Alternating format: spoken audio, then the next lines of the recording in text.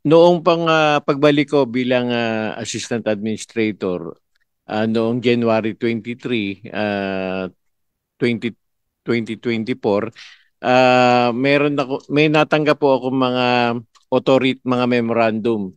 Ito pong memorandum na to ay mga authorities na nagsasaad na ah, ang volume na 25,000, 17,000, 7,005, and another 25,000. Na ito ay na-issue sa mga specific rice trader.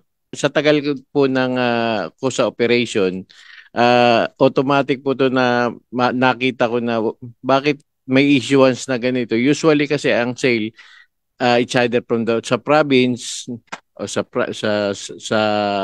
region, hindi sa central office. Bibihir ang issuance po ng authority to issue from the central office usually deals with big volume and those that undergone public bidding. So, yun kagad po ang tiningnan ko.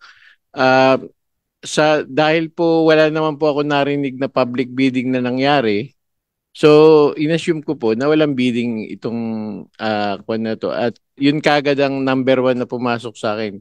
Bakit walang public bidding? So, kung walang public bidding, ang disposition po ng stock na to ay dapat ma-approve po yan ng council. Kasi po, ang council lang po ang may karapatan na magbenta ng mga property ng NFA.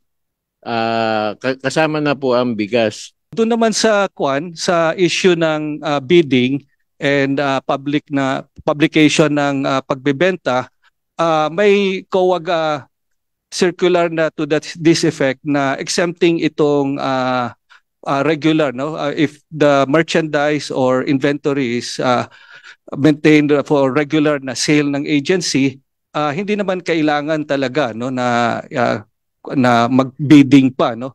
This is a COA circular in 1989, no?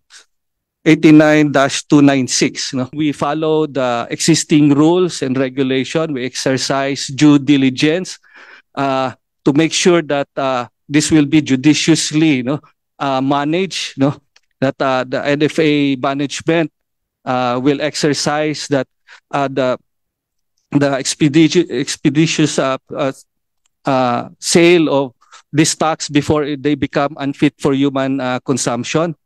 And there is no irregularity in our disposition of these stocks.